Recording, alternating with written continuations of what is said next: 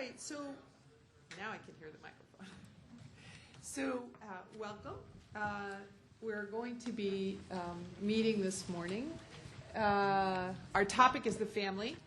And in thinking about getting us moving, I was appreciating always and all over again just how shot full of contradiction our ideas about family are. It's at the center of everything, you know, the way we do social survival, values, identity, security, everything that we count as wealth, materially and otherwise. And at the same time, it always manages to be peripheral, marginal, the space of women and children, secondary, not public. And it weaves back and forth between those two forms in the ways that we try to engage with it. And it's natural, natural, private, private, public, public. Suddenly you look at it and it's the site over some of the biggest battles of the late 20th century, Republican Party realignment. If you think about the forms of the culture war, the locations of it, even Brown, resistance to Brown was fear of miscegenation, the Equal Rights Amendment, the abortion issue. There were skirmishes over child care, sex ed. There's questions, deep questions of church and state, prayer, public-private, welfare battles, some really lively political engagements that led to social mobilizations that ultimately elected President Reagan, reshaped the Republican and Democratic parties in really fateful ways. So today, we're here to engage with the family. The title of the panel, Progressive Family Values, invokes some of those great struggles of the late 20th century and early 21st century. But we're here to talk about progressive family values. And the locus of the panel is not any aspect of the family, but a particular one, a familiar one, the work-family divide. And it's a question that will haunt everyone, that haunts everyone in this room, period. But we're very confused about the extent to which it's a matter of law or public policy. And we're confused about which kinds of law and public policy affect that very question of how it is that we take care of one another, take care of our parents, take care of our sibs, our children, take care of workers, take care of caregivers. That very question is a question of law involving tax policy, education, employment law, anti-discrimination law, constitutional law, questions of health care. It goes on and on and on. We have a great panel to talk about this today. And fortunately, I'm not the one who's in charge of this story. Instead, I'll introduce the cast of characters. We have with us, I'm going to do this in alphabetical order, and forgive the briefness of the introductions, but we want to save time for talk. First, literally, Mark Friedman, who is the Director of Labor Law Policy at the United States Chamber of Commerce. And in this role, Mark works on developing the Chamber's response to OSHA, the Family Medical Leave Act, minimum wage, ADA, and other labor and workplace issues. Before joining the Chamber, he was regulatory counsel for the Senate Small Business Committee during the chairmanships, of Kit Bond and Olympia Snow. Second, alphabetically, we have Stuart Ishimaro, who is the commissioner of the EEOC and has been there since 2003. In that capacity, he's worked on pushing the commission to focus on large systemic cases and in reinvigorating the commission's work, or the agency's work, on race discrimination issues. Previously, he served as Deputy Assistant Attorney General in the Civil Rights Division of the Department of Justice between 1999 and 2001. Karen Kornbluh. She's Policy Director for Senator Barack Obama.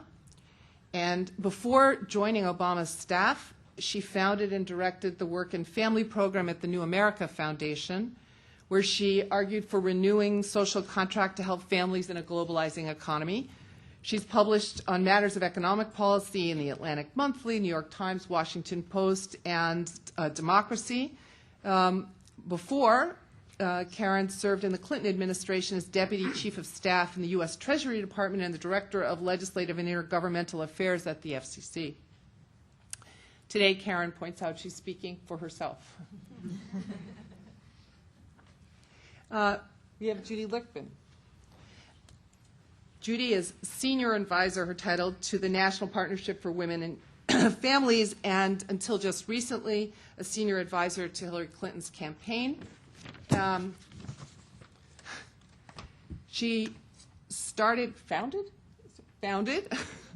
the Women's Legal Defense Fund in 1974, and for decades and decades has been a central leader and voice in family policy, really the center of the conversation. And then we have Ann O'Leary.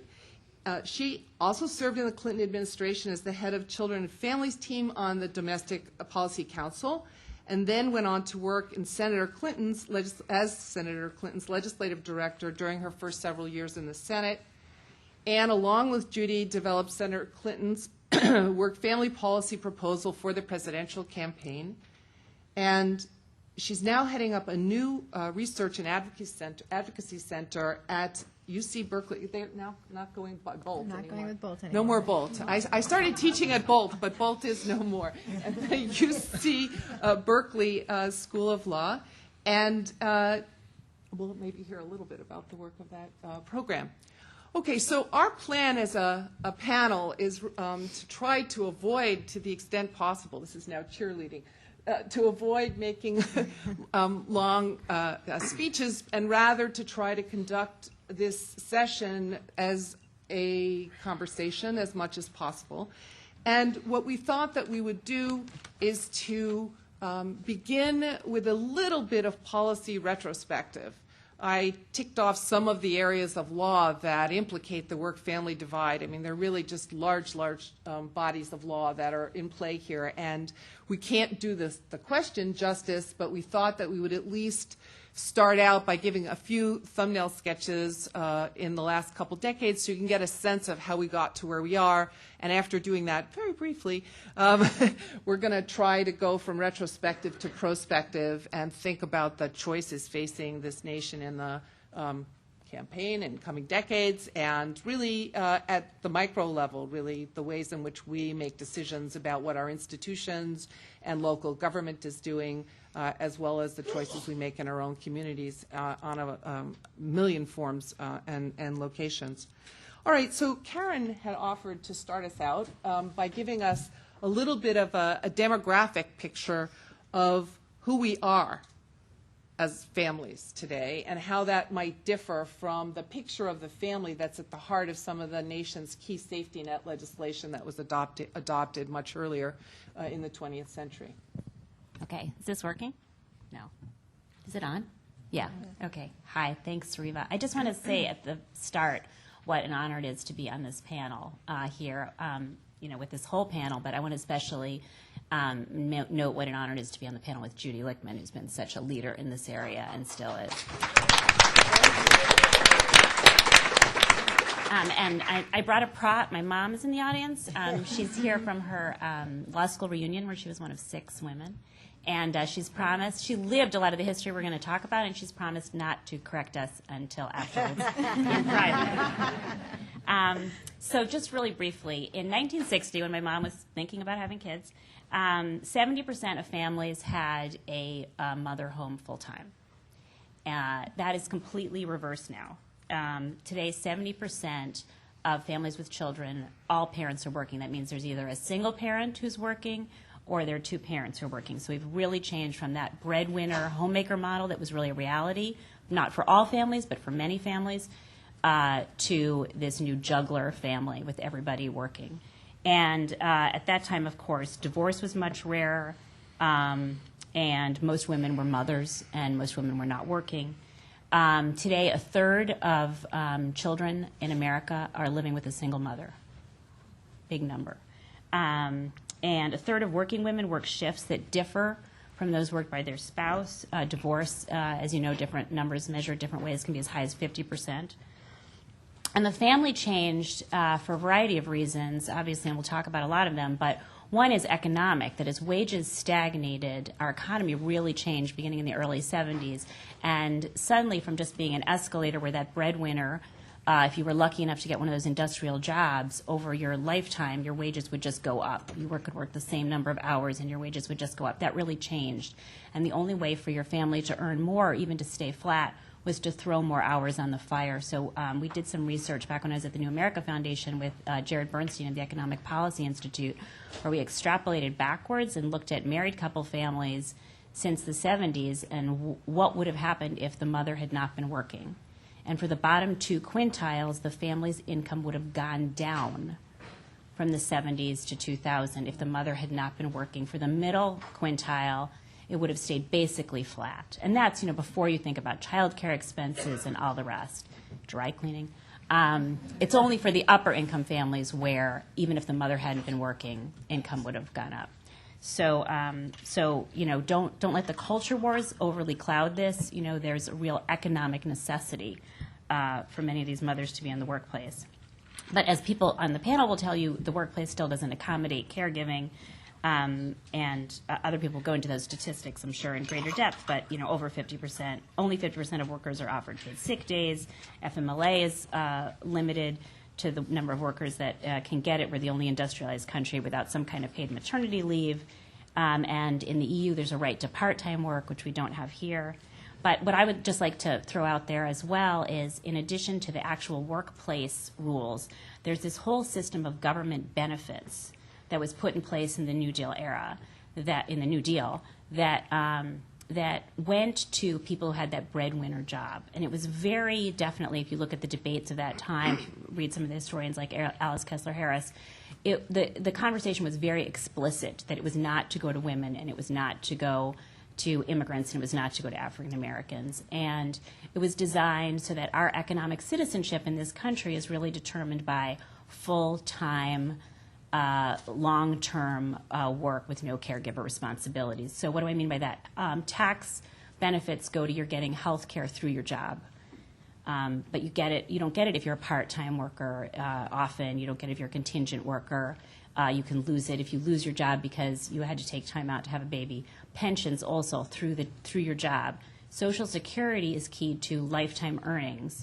Unemployment insurance you can only get if you're a full-time worker. If you are, if you're not looking for a part-time job, if you've worked for a year, it's contingent on earnings.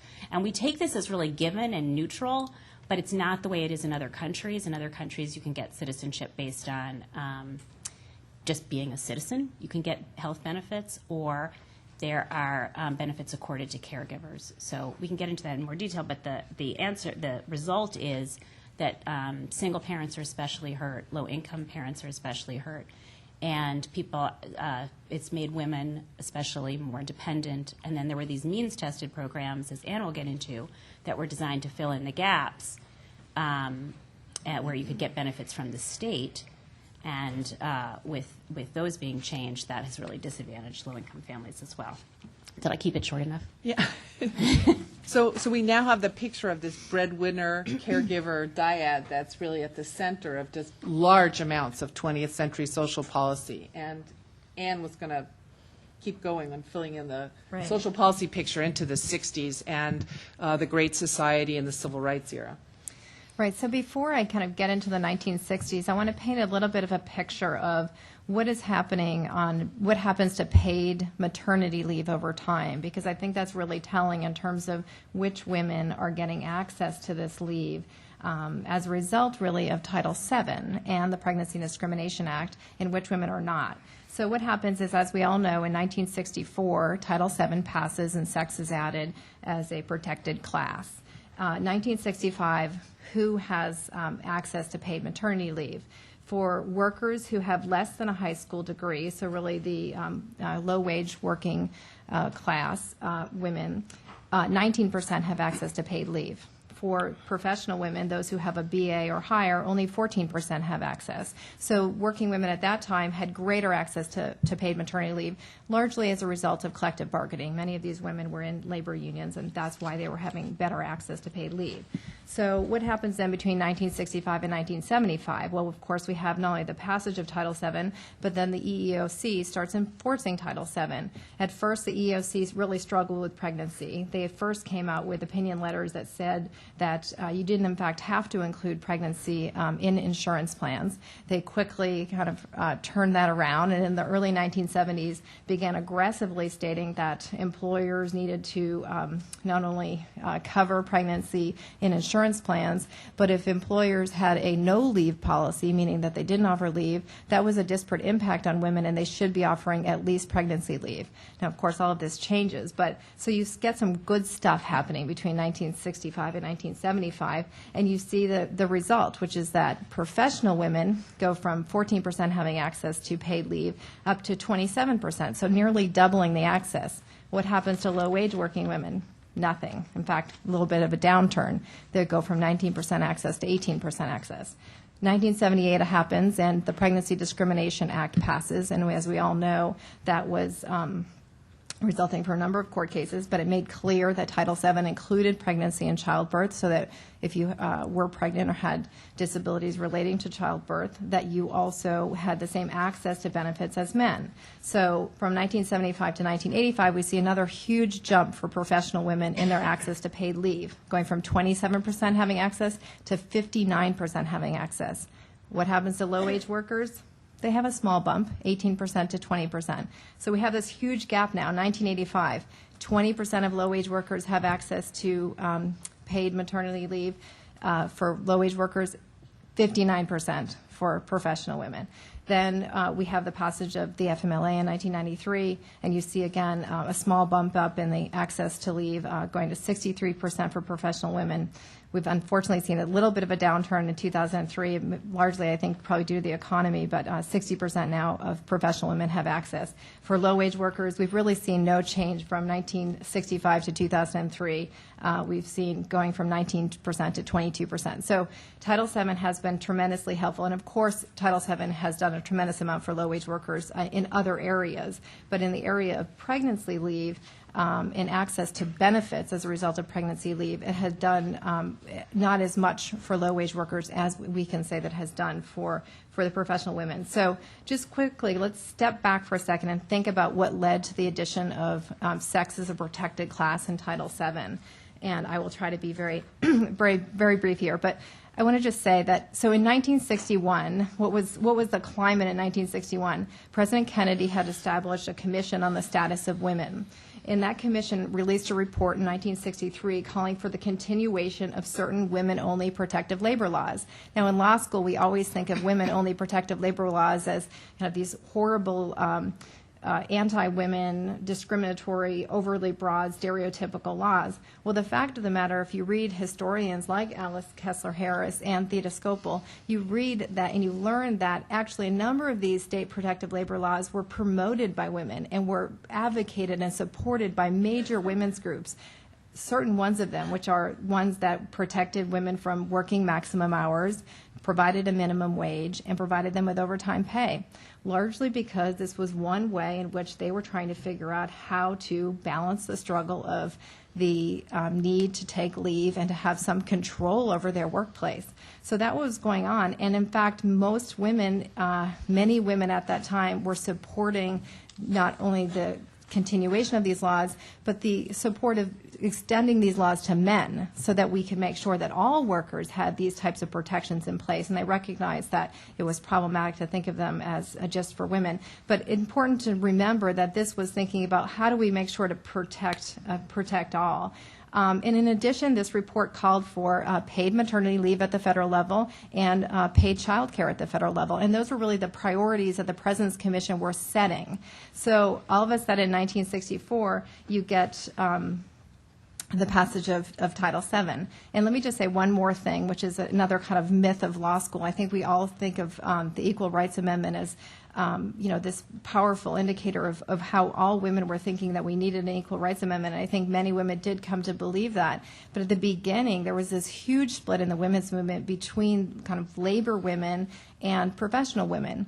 And in fact, Eleanor Roosevelt and Felix Frankfurter, the ACLU, the Women's Bureau of the Department of Labor all opposed the Equal Rights Amendment. And they did it because they were very concerned about wiping out these state labor protective laws without first extending them to men. So there was this robust debate between kind of what we'll call the equality feminists, of people thinking we just need strictly to make sure we're getting the same benefits as men, and the accommodation feminists who said, listen, in order to be equal, we need to make sure that we're providing some type of differences in the workplace that allows equality to occur. So all of that to say, we passed Title VII. There's a debate historically about why it passed, and all of us, many of us know what that is, but basically Congressman Howard Smith, a Democrat, a Southern Democrat from Virginia, got it into the bill at the last minute. He opposed Title VII. He was not a supporter of civil rights, so some people thought it was kind of a poison pill to help bring the bill down. Other people have interpreted it as the great success of the National Women's Party and Alice Paul, who fought for it to get in there and strategically got him to offer this amendment. So we'll leave it to historians to discuss. But my point about it is that it, in some sense, short-circuited a robust debate that was going on about how we should accommodate women in the workplace and how we might extend some of these important protective laws to all workers. So we started on this kind of early adherence to strict equality, and then we had to continue it over time because of the passage of Title VII, and so we got distracted from that debate. So that's where I'll leave it as we continue the conversation. Before I invite Stuart to talk a little bit about the role that Title VII ultimately does play in negotiating or renegotiating the work-family divide, I'm going to just, as I had indicated to the group, take the prerogative of intervening just another snapshot of in this sort of historical story that we're setting out for you. And it's really in the nature of a chapter of change that resulted in a policy defeat, and therefore it's been lost to modern recollection. So we've just heard about the beginnings of the women's mobilization for equality and equal citizenship in the 1960s. It's definitely the case that the President's Commission was convening, and there was division in the early 60s, mid-60s, about whether to pursue a constitutional or an equal rights amendment strategy in the women's movement because of this historic 20th century split over so-called equal rights and labor feminists. What's really striking is the place that the conversation got to by the late 60s, early 70s. Some years ago when I was working on a piece on Hibbs, the case involving Congress's Section 5 power to enforce the FMLA as an equality statute, I looked back at some of this history, trying to understand how we got to this place in the conversation. And I'll just say exceedingly briefly that what was striking to me when I looked back at the struggles over equal rights feminism, in equal rights for women in, say, 1970, 71, 72, is how, if you'll excuse the word structural, the claims of now were. Liberal feminists imagined a world in which, well, here, I'll just give you an example. On the 50th anniversary of the ratification of the 19th Amendment, there was a women's strike for equality around the United States in 1970, and the demands were, in addition to the Equal Rights Amendment, equal employment and educational opportunity is one, access to abortion is two, and three was paid child care. So this is the same Anne's point about the child care demands of the women's movement. We're still lively, robust, and quite serious. And this is the last thing I'll throw in here. In 1971, there was an effort to get past, I feel humbled speaking about this in front of Judy. Ridiculous, actually. Yeah. In 1971, there was a comprehensive Child Care Development Act, which actually passed two houses of Congress. So the idea of the child care initiative here was that it was supposed to be universal. That is to say, not be simply part of the AFDC or Office of Equal Opportunity, but that it was supposed to cross class. And what's fascinating looking at this history, this is the policy defeat, the idea of the United States Congress passing federal, any portion of non-means tested daycare seems another world. This is what I thought, at least when I found it. And I'll just throw out that this was before this party realignment that I was referring to. It was still unclear where the Republican Party was on all of this. And there's interesting history tracing the debates inside the Nixon administration about whether to sign or veto this legislation. And it has to do with the war on poverty and the Republican Party shifting position on this, and also a growing sense that the idea of the federal government monkeying around with the family was a threat to the family. And I'm going to just read you, I just brought this one quote from President Nixon's veto message. He said that this child care bill was going to be, he was going to veto it because of its, quote, fiscal irresponsibility, administrative unworkability, and family weakening implications. It said that that this law, the CCDA, would, quote, commit the vast moral authority of the national government to the side of communal approaches to child rearing over the family-centered approach. So I just put this on the table by way of saying that there was actually an engagement with the question of whether there would be federal involvement in child care, and it was at the dawn of this sort of insurgent struggle about where it is that we stand in matters of the family. And it was ultimately, though there was another effort in '76 which was also vetoed by President Ford, basically it means that at this point, whatever work there's going to be is going to happen in the domain of employment. So anti-discrimination law, leave accommodations, that's where our story is going now. So just this idea of the federal government, and excuse me, there's a big story having to do with welfare reform. That's another branch off of this, okay? So, Stuart. Well, you know, I must say that I'm humbled to be here because, you know, I don't have the history of being a historian and wasn't there at the founding and didn't guide through all this. But I'm sitting here. Getting more ancient. No. If you notice me getting smaller and more wide, there's a reason. But, you know, I sit here on the commission here and now. And when I got to the commission in 2003, as one of the few Democrats in the Republican administration, which is a whole other story, I was thinking, you know, how do we refocus the commission's work on where we are today and how things have changed? And in getting ready for this panel and looking back at the history and reading some of the scholarship that's out there, I was struck by things we basically take for granted today being a huge struggle at the time, the PDA being one of those struggles. And for me at the commission, it's one of those things where the PDA almost takes over sex discrimination work at the agency. It's either pregnancy work or sexual harassment work, both of which are important, but it's not the sole problems out there facing on the gender issue. And one of those questions that are out there is this whole work-life balance question. And for me, as a member of the commission, you know, we live this at home. My wife's a litigator. We juggle the family. We try not to miss the kids on pickup or drop off. Try not to. We try, right. Haven't lost one yet. But the question was, for me, is how can the commission possibly make a difference? And given our jurisdiction, which is a small piece of the pie, how can we use the laws we enforce to develop something that might be helpful on this? And I was in this fortuitous condition of being able to have colleagues who were doing the same juggle.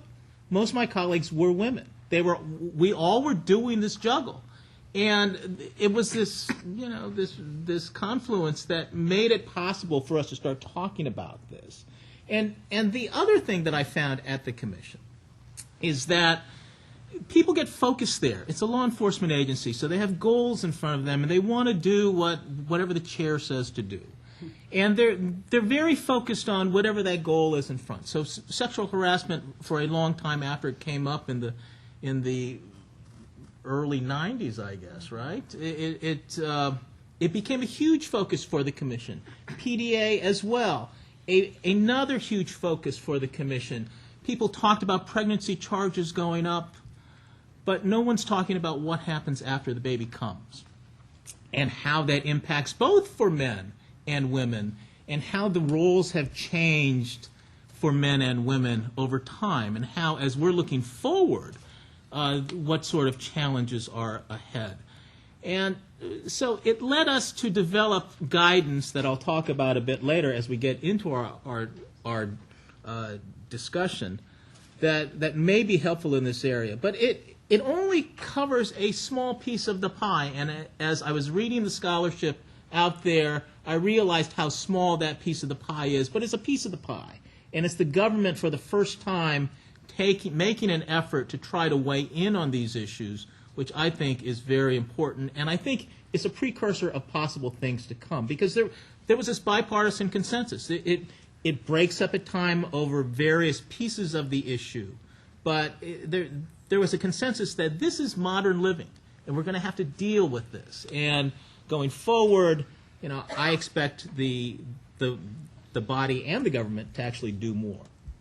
I'll just throw in, I guess because I can't help myself here, that the Title VII, when we think about it, how many of the law students here have taken any kind of anti-discrimination law outside of constitutional?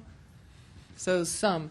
If you think about it practically, if you start with a race discrimination paradigm, you start with the idea of two workers who are similarly situated, and we conceive of bias for the most part, not only, as imagining the idea of dissimilar treatment of similarly situated persons. And that's exactly the model that Anne was pointing out will get you somewhere. I mean, there is certainly gender status, role-oriented bias in which you say to the woman worker who's similarly situated to the male worker, you're not the right person for the job. It's a real problem, and Title VII does intervene in that. But as she's pointing out, the question then arises, what happens when you have someone who misses work because they're pregnant and or delivering, or misses work because they're involved in some material aspect of caregiving? And the question is, what does anti-discrimination law have to say to that? And initially, at least, the answer was not so much. The EEOC did say, in the case of pregnancy, that for disparate impact reasons, at least minimum leave, and that fell prey to even the idea that excluding a pregnant woman was discrimination until Congress intervened to fix it. So then the question becomes, what does the Pregnancy Discrimination Amendment itself do inside of Title VII? And maybe it requires only that women who are pregnant be treated the same as others similarly situated in their ability or inability to work. Or maybe it means also that if there are practices that have a disparate impact on pregnant workers, maybe Title VII does something there, but courts are really not so sure because of the same paradigm that Anne's pointing out really sort of is the central picture of what the purpose of anti-discrimination law is for, right? And it's because of these limits about what it is that law enforcement can do, and also because of a case called CalFed, which essentially upheld a leave statute in California as consistent with Title VII and not preempted by it, so at least pointing to the possibility that Title VII might do more, that we got launched into a conversation about whether there could be some kind of federal law that would do yet more than anti-discrimination law. And this is what leads to the discussion surrounding the Family and Medical Leave Act, which Mark and Judy were going to tell us something about retrospectively before we head into it prospectively.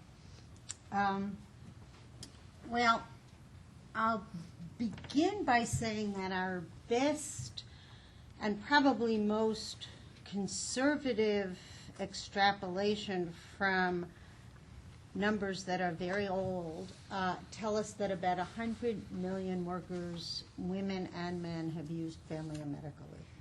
I like to begin with that because it's a nice, happy number, obviously.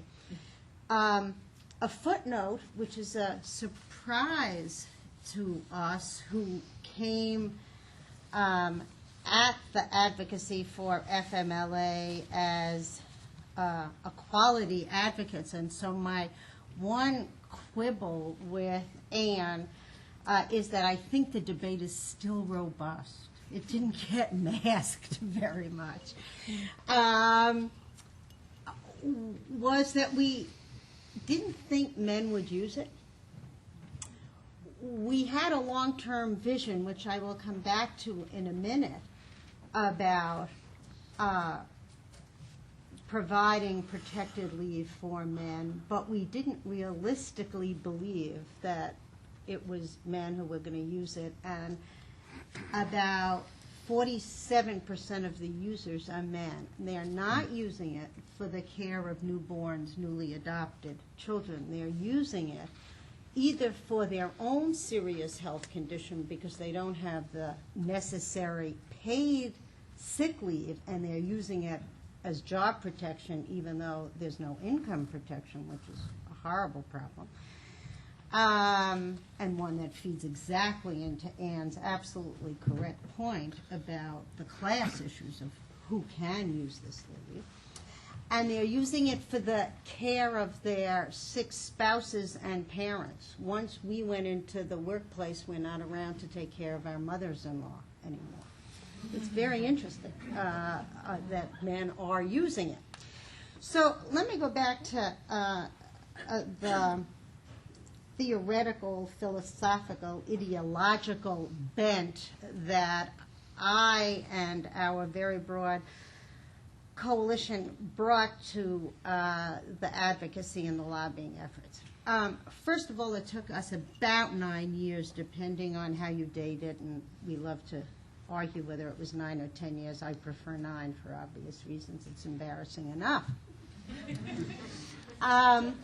There were many reasons to cover men as well as women in protecting their jobs, and again, as I say, it's job protection, not wage protection. One was a crass political reason that had nothing to do with a philosophical bent, and that is we had built a very broad coalition which included, and most especially, the strength of labor unions. And we wanted to keep that broad coalition together. It included disability groups, and it included groups advocating on behalf of older Americans. That argued against what I think we could have gotten much sooner, which was a maternity-only bill. We could not have kept that coalition together had we made that compromise. And we, in the women's movement in 1984 or 85, weren't strong enough to carry it by ourselves. We needed the strength of that broad coalition. And coalition politics were very, very important and central to the effort. There was another philosophical, ideological reason that I never once talked about in all those years of lobbying, and sometimes lobbying and debating with the Chamber of Commerce. And I don't know if you were with... No, I wasn't with the chamber at that point. With the chamber. Wasn't part of this debate. So whatever they said, I have no attachment to it. But I never talked about what I'm about to say to you. And that is, we were very worried in the first instance of making women women of childbearing age more expensive to hire. And that's the classic equality Title VII worry. The second worry is that we would have been damned to come up with a social policy in the 80s into the very early 90s that contemplated women being economic providers outside the home and caregivers within the family, and leaving men out of the contemplation that sometime in the future they would take on caregiving responsibilities within the home. We got the economic provider part of men's lives within families. I never once said that to anybody for all the obvious reasons. And so it was a bunch of feminists, if you will, who said, we're going to come up with a policy that in the future contemplates the involvement of men in family life in a way that you've got a social policy that allows that to happen, although it never occurred to us it was going to happen anytime soon. I have lots more to say, but I bet I have opportunities to answer your questions. There were enormous debates. There were enormous debates about whether the women's movement. I mean, this is caught up in the very history that Anne is cueing us into, that goes all the way back to the ratification of the suffrage amendment in the 1920s, about whether the women's movement could embrace any kind of gender-specific legislation in this department. And when I was in law school, I wrote my law journal note on a disparate impact claim under the Pregnancy Discrimination Amendment, and that was treated as gender-specific legislation, even though it was, I mean, there's disparate, we don't, you can think about the fights over disparate impact along lines of race. Is that seen as a racial quota? That's the way in which the first President Bush went after the 91 Act. And so it is more group conscious, though it's not group specific. But even that was seen as too much. And divisions over whether how the court should handle California's pregnancy specific leave statute were made for it. Actually, it was the first post-ERA big brawl in the women's movement over how gender-specific to be. So there was also that set of commitments. But the more that you increase the class of potential beneficiaries, which you do to efface the gender specificity and seek the social transformative effects, the bigger the bill and the impact on employers. So I thought perhaps Mark might want to engage the FMLA conversation from that standpoint. Well, thank you, Reva, and thank you for having me this morning. I'd like to do a couple things before I may get into the FMLA discussion. Forgive me, I'm nursing a little bit of a cold this morning. I just want to comment. First, some of you may be wondering why I'm here. And there are two reasons for that. The first is the Chamber gives hazard duty pay for these type of events. And the second is that when Judy Applebaum called me, in our conversation, she recited back some of the arguments that the business community has used with such sincerity that I thought she believed them. So I was lulled into thinking that, well, this is going to be a very welcoming audience. So with that as a sort of, sorry, Judy, I had to throw somebody under the bus here. I'm down there anyway, so there's good company. I'm under no delusions this morning that my comments are going to change many minds in this room. But my goal is really just to sort of represent a point of view that I suspect is not going to be represented by some other speakers here. So with that understood, I guess I'm sort of the designated piñata here. Let me begin by looking back at the topic as it's been presented and suggest that maybe the threshold question here is not how the law should address this issue, but whether the law should address it. And with that, I would go into a basic sort of discussion about the employer concerns, and notwithstanding a lot of the benefits that have flowed from all the progress and all the accomplishments noted here, there is always a second side to the story, and employers have had difficult times dealing with a lot of these laws. And so for the sake of debate, let me just lay out a couple points and principles that employers focus on. When we talk about the employer's interest, when I talk about it, my focus is the idea of having a reliable, stable workforce. I mean, it just goes without saying, if you don't have employees, you don't have a company, or you don't have an enterprise. Employers have a basic, I would say, visceral reaction to some outside group, source, authority, telling them how they're going to do their business. And there are sometimes good reasons why they have to be told this, but they have a reaction to it that's going to be difficult. And they have to be persuaded that they can survive and they can go on and do what they need to do with this new requirement being placed on them. The question as presented lays out a distinction or a choice between litigation strategies and legislation strategies, and I think both of those are going to, if pursued exclusively, will yield results that are really not the best results that you could get. litigation is obviously contentious, expensive, et cetera. And legislation, I think, has flaws as well. Most notably, I would say that it's a very static approach. It stays there. It really is very hard to change once it's in place. Anne gave some good examples of legislation that was passed with all the great intent and turned out not to really be what people needed. And so I would suggest that that's not necessarily a good way to go about it either. And so, I would just like to remind people, employers are people too. And certainly in the small business environment, they are oftentimes dealing with some of these problems that are being addressed to these approaches. They have parents, they have children, et cetera, et cetera. So as we debate this, as we discuss this, I think it's important to just sort of keep those points and focus in mind in terms of where the employer reactions are coming from. I would offer that there is, I think, a better approach out there in terms of working with employers and developing a pattern of approaches. One of the examples I can cite to here is the work being done at Georgetown by Professor Feldblum in her Workplace Flexibility 2010 project.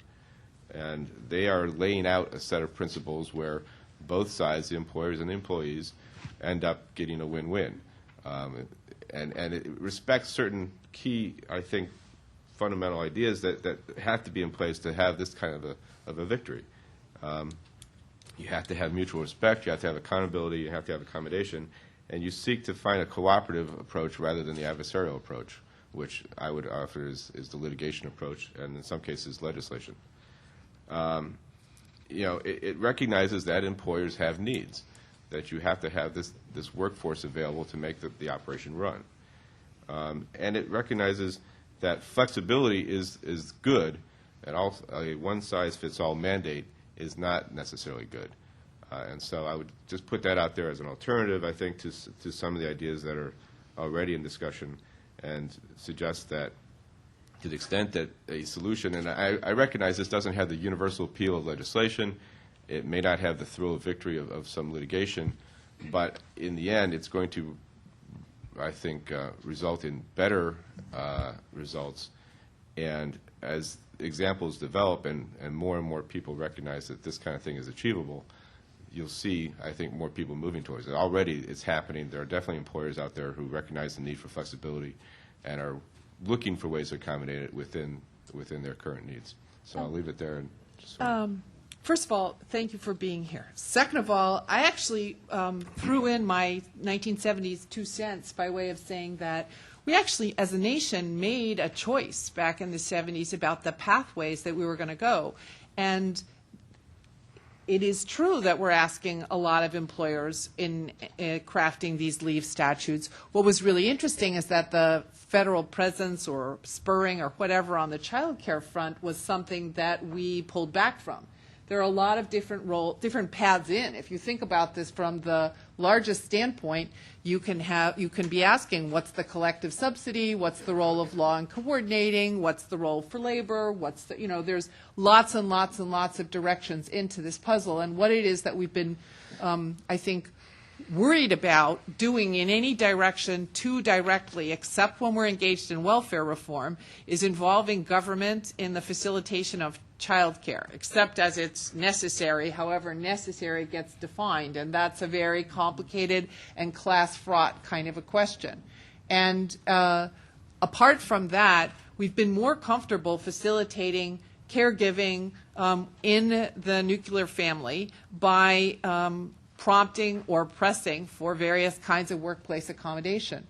But on the other hand, law could never do this all by itself. The coverage of leave under the FMLA is really actually covers of the totality of a family's care needs. It's just a tiny drop in the bucket, and the number of workers who aren't covered because the employers are small enough that they're outside the limits, the point of concern of the Chamber of Commerce, is huge, and the leave isn't paid. So we're really talking about the largest scope of the problem still sitting outside the reach of the law. as for the remaining time, we wanted to move a little bit in a more forward-looking direction. And I'm going to turn back to Stuart to invite him to at least tell us a little bit about a new enforcement guidance at the EEOC, which comes back to the question of what, if anything, does this have to do with discrimination? Because I tried sort of putting in view before the fact that often there are direct conflicts between people's commitments to the family and their commitments as workers. So is there discrimination here, Stuart? Right. About a year ago, just over a year ago, the EEOC issued guidance to deal with the whole question of disparate treatment of workers with caregiving responsibilities. And what we were looking to do was trying to put this in the context of the laws we enforce. And we, as we looked at this, we saw there were fairly straightforward cases of disparate treatment discriminating on the basis usually of gender, that where women were given one set of policies, men were treated under a different set of policies. Women were treated under a stereotype that this is women's work, or women wouldn't want to do this work as they got more and more or had different responsibilities as their situation in life changed. This is all available at our website, eeoc.gov. I would encourage you to take a look. It's the first time that I'm aware of that the government has issued any sort of guidance like this. And the one thing that I've been struck by my time at the EEOC compared to when I started to do civil rights work 20-some-odd years ago is how different the response of employers are. I think most employers that I meet with tell me that they want to find good employees and they want to keep them. And they're always questioning me, how do we do this? How do we do this in a legal way? And I think that our guidance that is there on the website helps employers to see where they may have policies in place that may in fact raise difficult disparate treatment issues under existing laws that prohibit discrimination on the basis of gender. It also may raise questions under the Disabilities Act as well as to discrimination against people who are associated with people with disabilities as you're providing caregiving as people are in situations like that. But I don't want to spend too much time talking about this. I would encourage people to take a look at this because we've tried to provide a framework. And when we've shared this with the business community, the response that I've gotten from people is that it's helpful to get this guidance. It's a way for businesses to rethink about what they do and how they do it. And, I have not gotten the pushback that many of us expected to get when we issued this.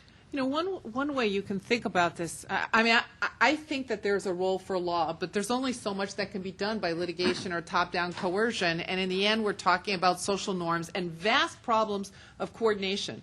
And employers who've trained employees, they have enormous sets of skills which are valuable to the employers, and when family conflicts come up, it may well be that the employer is losing something out of somebody who's got divided loyalties. So the question of how we as a society make provision for, arrangement for various forms of family support ultimately has all kinds of, if you will, wealth, efficiency values associated with it as well, except for the fact that there's these huge coordination issues. Who's going to take the lead? Who's going to bear the burden? How do we get change in motion? And how do we deal with the very deep forms of, the big idea questions that we haven't been touching on so much, the culture questions about what exactly is getting disturbed and what's the role for government in this story. The enforcement guidance, I'll just throw this out and then I want to move on. The enforcement guidance is fascinating because it's saying there's more than we have a picture of sex discrimination, which is the idea of these equally situated workers who are being treated disparately. But what if the worker is in fact engaged in caregiving, whether he or she is engaged in caregiving? The notion is there might be a real conflict in job loyalties. The possibility of underlying bias seems to fall out because there's this square functional conflict. But the work of Mazur and Banaji, I don't know if people know the implicit bias website, and other psychologists and sociologists shows that when people become caregivers, they're seen as having divided loyalties. They're seen as less committed, less loyal, And this may lead to differential judgment of their work and worth and their retention likelihood, which is instead is itself looping around very practical questions. So this enforcement guidance is looking for possibilities of stereotyping where there is equal performance and there's just employer anxiety about whether it's going to persist. You want to come in? Reva, let me just pick up on a couple of your thoughts there. I've heard it said before that one of the reasons to pursue these types of policies in a, as you would say, top-down method, is that it creates greater employee loyalty to the employer. And I'm not sure I really get that point, because if you are mandating something across the board, then all employers would have to provide it, and the notion that that employee would be loyal to that employer because of this accommodation, in my mind, goes away if they can get it down the street at the next employer. So what I'm trying to say is there is value to employers in working out a flexible arrangement. And I don't want to come across by sounding that employers don't recognize the benefits here. And you laid out a situation where the training and the experience of a valued employee is something that an employer should want to hold on to for obvious reasons. And to the extent that they can find a way to do that, then that would create the employee loyalty benefit, and I think it would be a win-win. What employers get very nervous about is when they see some type of structural mandate that, even in the case, some cases where it's not a fee imposed on the employers, you still get a litigation flow from it, and that really gets them nervous. And then they start to see a lot of complications, and they get very chilled. I mean, where they might otherwise be creative, they'll pull back and say, I don't want to touch this if it means I might get sued. And so, I mean, I don't have a good answer for the difficult dynamic here, but the point is I just want people to understand where those types of questions go, and when I hear the loyalty argument, what that means. I think any time you use, I was just going to, if I could just for a moment, respond to the loyalty argument, because I do think there's an important point about FMLA here. One of the things that happens in FMLA, as many people know, is that you actually can't qualify for FMLA until you've worked for your employer for 12 months, and it has to be the same employer. So the idea that you can go down the street and get the same thing from another employer is actually not true with regards to FMLA. Your clock starts again when you change employers. So that's critical for everybody, but it's particularly critical for low-wage workers. And the reason that is that we know that the retention rates of low-wage workers are lower. So, for example, people who were leaving welfare, the studies that were done after 1996 of welfare leavers show that the average time in which welfare leavers were on the job was about 7 months. And so that meant that they never got access to FMLA. They kept starting the clock over and over again, largely because the low-income economy is just so poor, so you have to do this. So I do think that, I struggle with the 12-month issue because I think that it does leave out a lot of people. But in terms of workforce attachment, I think it goes directly to the issue of requiring attachment not only to the workforce but to that particular employer. Can I pick up for just a second? Because that speaks to some of the other benefits that also attach to, unemployment insurance, where you have to work there for a year and you can't be looking for part-time work. Social Security, which in our country, again, as I was saying, is keyed to your earnings and not to being a caregiver. There's no flat benefit the way there is in European countries. So women in this country are poorer in old age than men, poorer than in other countries. And I just wanted to pick up on your point about child care, because I don't want you to be posing a false choice between public provision of child care and allowing women to be caregivers by giving them flexibility at work. I think what I like to think about is following the money, the old phrase from Watergate. And there's a huge amount of benefits, of goodies, that go to people who have these, what we used to think of as these breadwinner jobs, that have job attachment, that have high earning, that haven't had to leave a job because they had a sick relative. And there's a ton of money that's going to those people now that's not being shared with people who have caregiver conflicts. And so that could be shared in a number of ways. There's, we'll talk about a lot of the reforms that are being talked about anyway because of the changing economy, but we have to make sure that whether it's, you know, tax benefits, health care, pension, that it's shared with people who have caregiving responsibility. Right, so one notion is that there are a set of social, sort of, if you will, middle-class safety net benefits which are now being distributed through employment. So if you essentially have a system of caregiving which is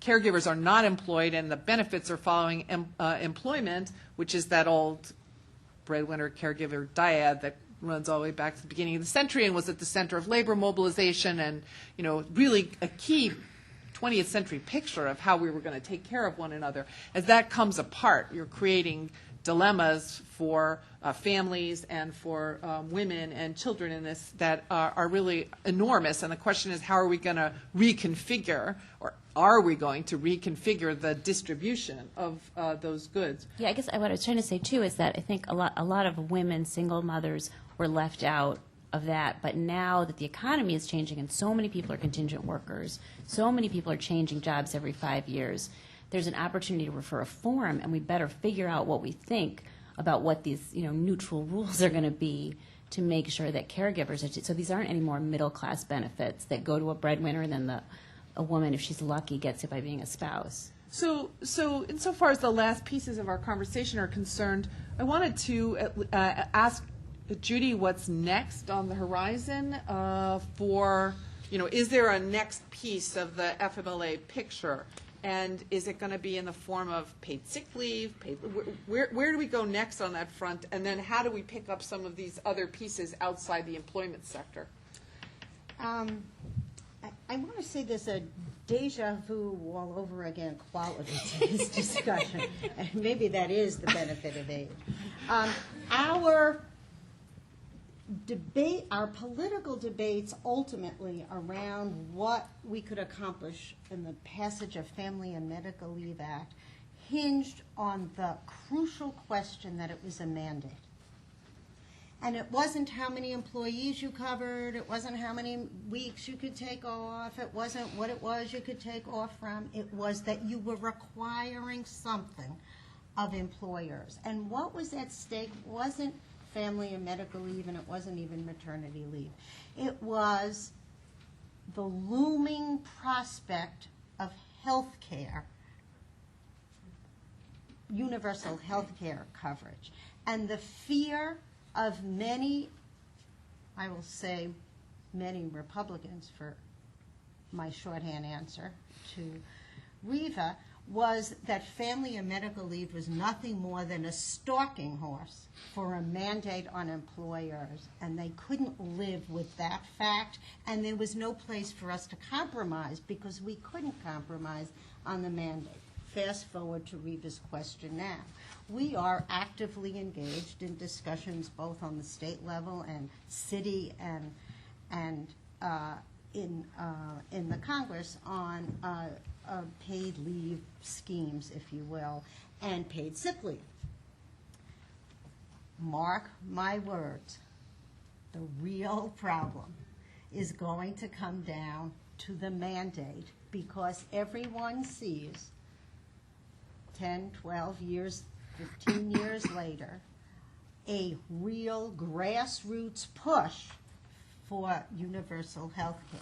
Now, Reva made mention a minute ago to the way we in the United States provide a basket of benefits. Our safety net benefits, for a historic anomaly, which we don't really have to go into here, just take my word for it, it's true, have been pinned to the labor force with huge and drastic negative consequences to, you can say, low-wage workers, but also people who are not in the paid labor force at all. In many of our industrial partners' countries, those safety net issues, those basket of benefits, whether it's pensions or health care, come from much higher taxation and the belief that that's a role that government should provide. That's not what we do in this country. And so therefore, those of us who are involved in trying to come up with a fabric of worker protections or job protections or safety net for families get pushed into an employer-provided world. And your child care example is stunning, really. for that point where we might not choose To go there. To go there. So, are there possibilities, Karen and Ann, for doing reform work on this question, given the significance of healthcare as the non-employment related benefit that is now sort of achieving first position in national attention? Go ahead. You want me to go first? Yeah. Okay. So, I think it's a really interesting question, and I think, both Karen and I were, and Judy, working on advising the Democratic presidential candidates, and I think it's interesting that, in some sense, with the passage of FMLA and really the passage of welfare reform, then in 1996, these issues, in some sense, the kind of political elite feel like they've been taken off the table. We've dealt with them. We've got family leave, we've got welfare reform. These things are done. Stuart Luckley over here is doing these things quietly, which is helping everybody.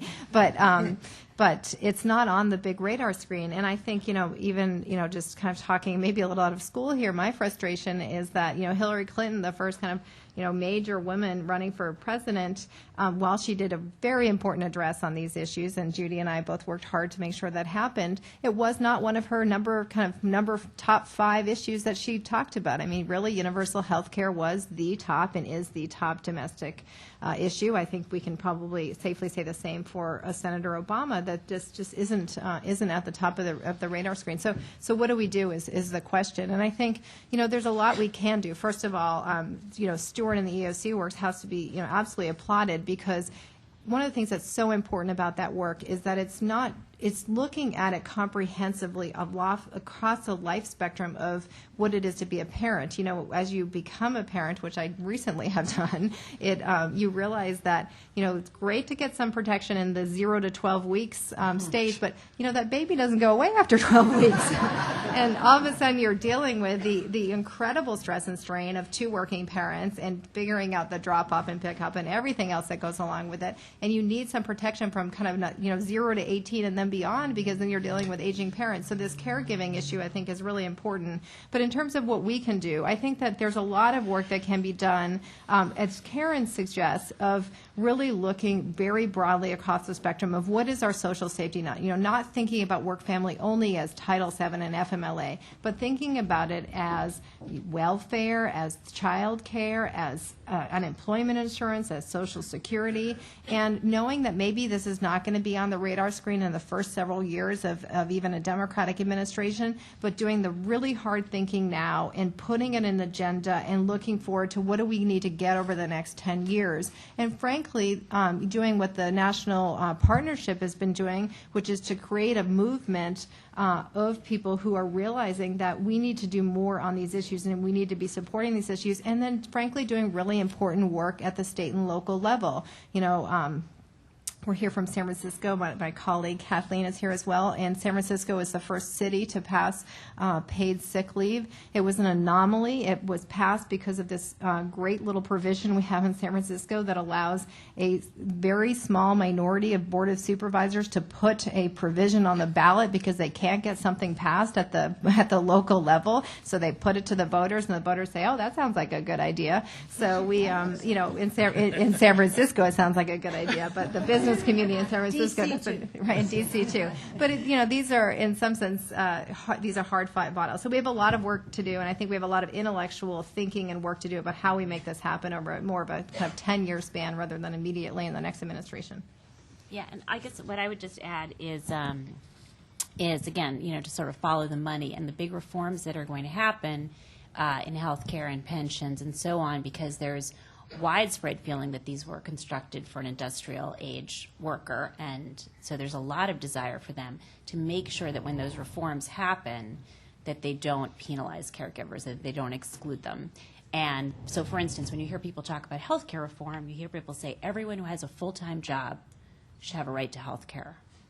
We have to be very attentive when these reforms are happening.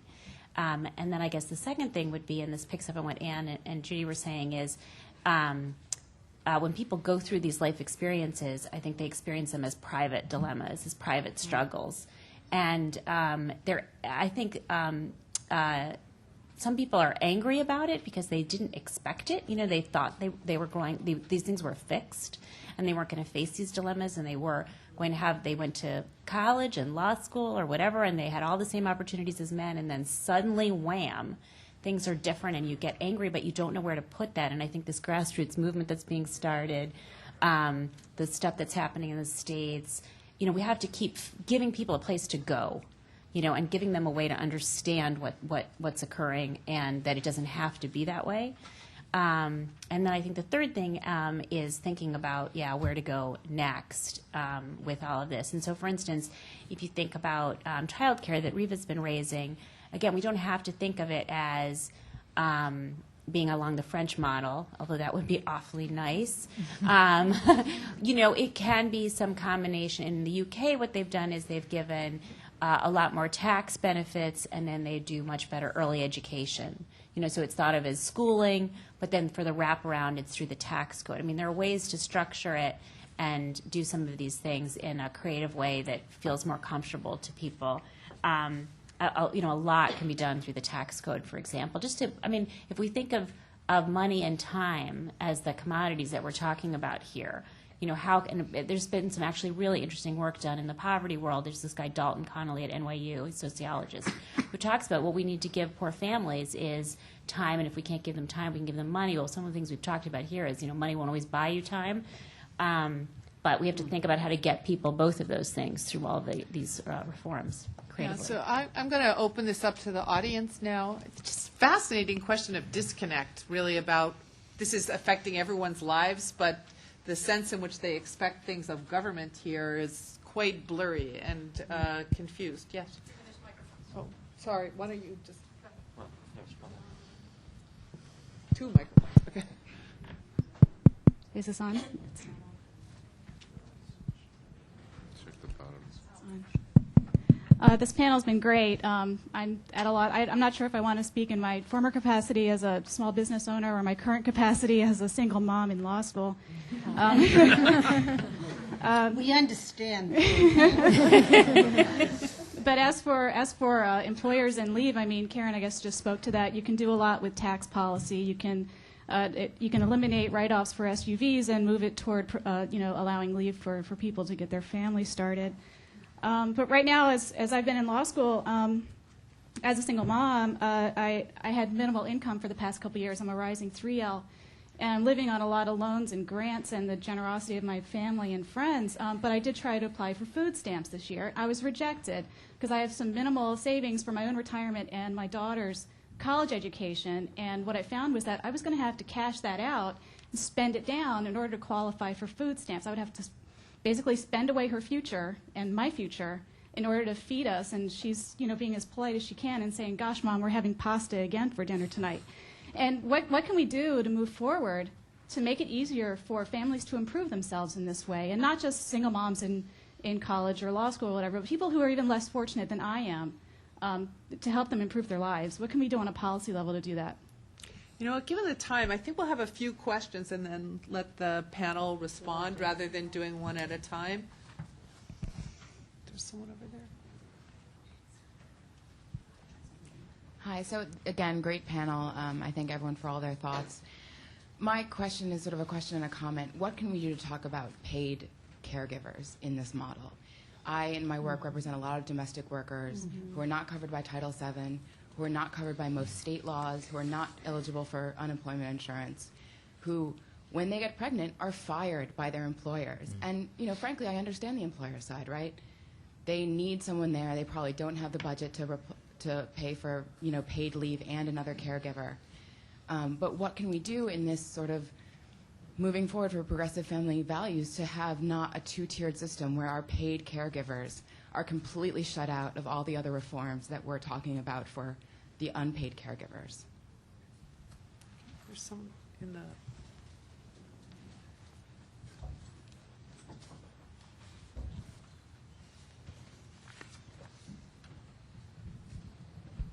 Yeah, I'd like to direct this question to Mark. We're talking about flexibility, and I'm wondering about whether the collective bargaining process might be an option. Expansion of that might be an option to sort of accommodate individual employers' specific needs, and what do you might think about that?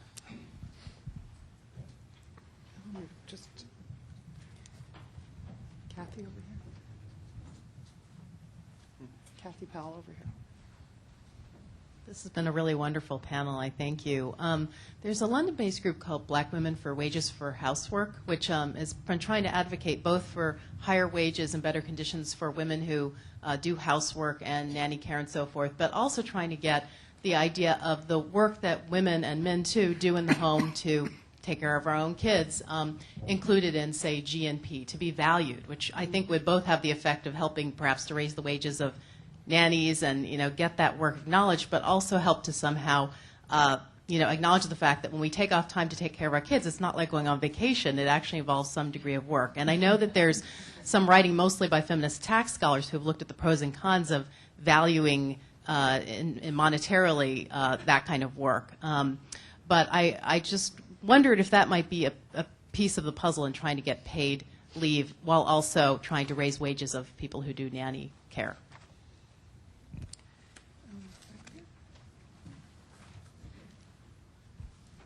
Thanks for the panel. It's been really enlightening. My question is how much do you think telecommuting and advances in technology might shape the discussion in the future? I mean, this is obviously goes to professional more, but I'm just sort of interested, given environmental and other concerns, how much of a difference that might make and what we can do to promote it if you think it's a good idea. Okay. Yes, Stephen over here, and then maybe we'll have the panel do one round through.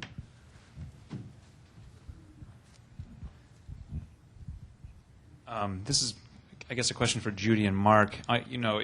Taxation is a very unpopular thing to talk about for anybody in terms of improving these areas, but it does seem like that the U.S. Chamber of Commerce's main concern is burdens that are put on employers as a way of escaping changing the tax burdens or promoting policies that change the tax burdens. And I'm wondering why we can't have some coalition between the U.S. Chamber of Commerce and the coalitions that Judy leads on advocating for some sort of tax reform that disconnects these packages of supports for families from employers. And I'm in a generation in which a lot of us will be moving jobs all the time anyway, so it would be great to be able to have it be divorced from our employer. Thanks. Okay, since we're short on time, why don't we start with Mark and just work this way with a one-shot response from everyone? Well, let's see. Okay. Let me address the question about the collective bargaining suggestion first. I guess my feeling about that is the phrase collective bargaining is probably not so horrifying on its face. The problem is when we bring it into the union context and what that represents. And I would go back to my earlier comment about employers' visceral reactions to outside sources telling them how to run their business. And that is, in a lot of ways, what happens with the union in those types of situations. So I would offer that there are elements of that process that I think could be very helpful. The employer working with a group of its employees to figure out what makes sense. That, on its face, I think is something that could have value. I would be careful about using the phrase collective bargaining and having it attached to the union context. As far as disconnecting the benefits from employers and modifying the tax code to do that, I'm not sure that we would have a problem with that. I'm not a tax expert. I don't deal with the Chamber's tax policies directly. I think there have been some proposals out there that we've had a favorable response to that would go in that direction. I'm not prepared to say how far, and as I say, I don't know the tax code well enough to tell you what the intricacies of it would be. But if that was the framework of a collaborative agreement with Judy and some of her friends, turn that off for me. There may be something to talk about. Karen. I guess I wanted to start with your question about being a single mom. I mean, it's just, we ought to be angry that, especially in this global economy where human capital is supposed to be the source of our wealth, but in any case, that people who are doing the important work of raising our next generation pay a penalty for that. We should be really angry. And it's not just that you pay a penalty because you work less. You pay a disproportionate penalty because of the way the workforce is structured. so that you lose out on promotions, you have to leave your job, you get a worse job, and that's made a lot better by the protections that Stuart and Judy have worked on, and Anne, but it's still true. And then you pay this huge penalty in these social welfare benefits because you don't get access often to the job to which all of this social welfare money gets attached, and security, the health, the pensions, the unemployment insurance, that whole safety net. We make less available to you if you do the important work of caregiving, and there's clearly something not right about that. And we're putting, especially now that women have choices, well, first of all, for low-income mothers and for single mothers, it's just a straight penalty. And for people who have choices, it puts them in a terrible situation where they're choosing to actually spend time caregiving and pay a penalty, or to have fewer children, not to have children, or not to be able to spend the time they feel they need to spend with their children. So I want us to not forget in our abstract talk about policy and law that this is just really appalling. I guess I'll stop there. Thank you for forcing outreach. Grounding us. Yeah, so I want to, in some sense, speak to the same issue, but broaden it a little bit to also address the questions about paid caregivers and nannies. I think one of the things that's happened in this country is that there have been two different conversations that have gone on, and oftentimes they happen without ever realizing the impacts on one another. So we talk about work-family balance all the time. Well, that in some sense has been code word for professionals and for the middle class, but not so much for low-wage workers and not for the people who many in the professional class are employing in their own homes. And then in addition, we have this kind of strain of welfare reform that's been going on, and not a lot of connection between what is the connection between welfare reform and work-family leave. I just give one example, which is in 1993 when FMLA passed. You look at the congressional record, and congressperson upon senator went to the floor of the United States Congress and said, "Oh, the passage of FMLA is going to protect women who are leaving welfare, and this is going to be a great thing," without any discussion about all of the exemptions in FMLA, meaning that most of these women weren't going to be able to be eligible for FMLA, certainly because of the attachment to the labor force requirements and the part-time work and so on and so forth. And then when we got to 1996 and welfare reform passed, FMLA was not mentioned once in the debate over welfare reform. And so this kind of disconnect about the fact that there weren't any family leave protections provided to these workers was really apparent. And then just really briefly on the paid caregiving, the nanny situation, I think we need to look at some models that might work. So San Francisco, being the wacky city that it is, actually is requiring the 7 days of paid sick leave to be, there's no employer threshold. So if you employ a nanny in your home in San Francisco, you have to provide 7 paid sick days. So it's a start. It's a small start. Obviously, that's not a lot of time if you've just had a child, but it is a small start. And I think we really need to, from the kind of putting my hat on from UC Berkeley School of Law and the research, we need to really be studying these issues and determining what is the impact on employers and what is the impact on the positive impact I assume on these women. So that's something I want to do and as we go forward. There's also wild history from the 30s about the carve-outs for farmers, domestic workers, and all of the federal labor laws. And it's a gendered but deeply erased class story that everyone should educate themselves about, and it accounts for the failures of protection that were. These are not just natural artifacts; they are themselves the outgrowth of policy. Sorry. Go ahead, Stuart. I'm done, Stuart. Okay, Collective bargaining.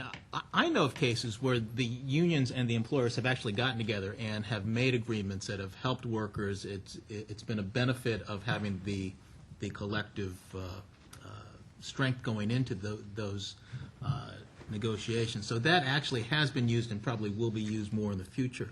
One of the things that I find troubling is that everyone's in their little silo here, and as we've talked about how difficult these issues are and how complex they are, one thing that I've found in the government now is that there isn't a whole lot of cross-talking. And I think whoever takes over in the new administration, there needs to be cross-fertilization. So we can talk about how the playing field has changed. When we talk about technology and the different ways people work now, that has to be acknowledged and it has to be integrated in an overall policy. And that sort of cross-talking is not happening and needs to happen. So also, I think 2 years ago, we had a Progressive Family Values Conference, the Yale chapter did, and Judy Scott there was talking about ways in which SEIU was open to this decoupling. It depends on which sectors of the labor force you're working with as to what it is that you can imagine. So there's interesting ways in which we're hearing people from different sort of sectors of the workforce and the market saying, well, this maybe isn't working for us in a global economy, and maybe we need to rethink. So if healthcare is right there now, maybe this is an issue that's sitting behind it in time. Judy. A couple of things. One, your collective coalition building point, I think, actually addresses something that Reva just said and some of the others of us, which is if you look at the universal health care debate of 1993 and 94, business was saying no how, nowhere, no place. Today, you have SEIU, the Chamber, AARP, Walmart, Starbucks, GM, all saying maybe there's another way to do universal health care. I'm paying more for health care than beans, more for health care than steel. You've heard all the analogies. So, sure, the arguing by analogy, that's true. There's a collective bargaining answer to the nanny, home care, housekeeper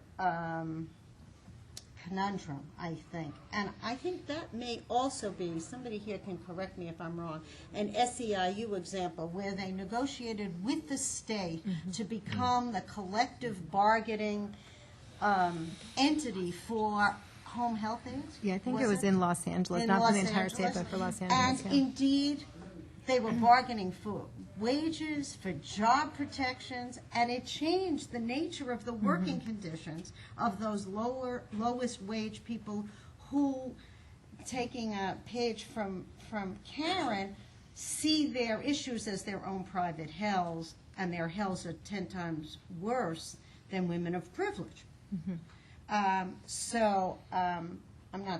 I'm not an expert on collective bargaining, but I've watched from afar what SEIU did in California, was intrigued by that model.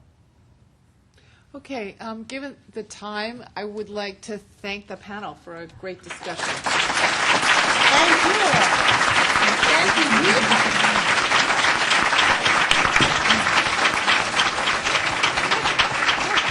You held up very well. Much, much greater.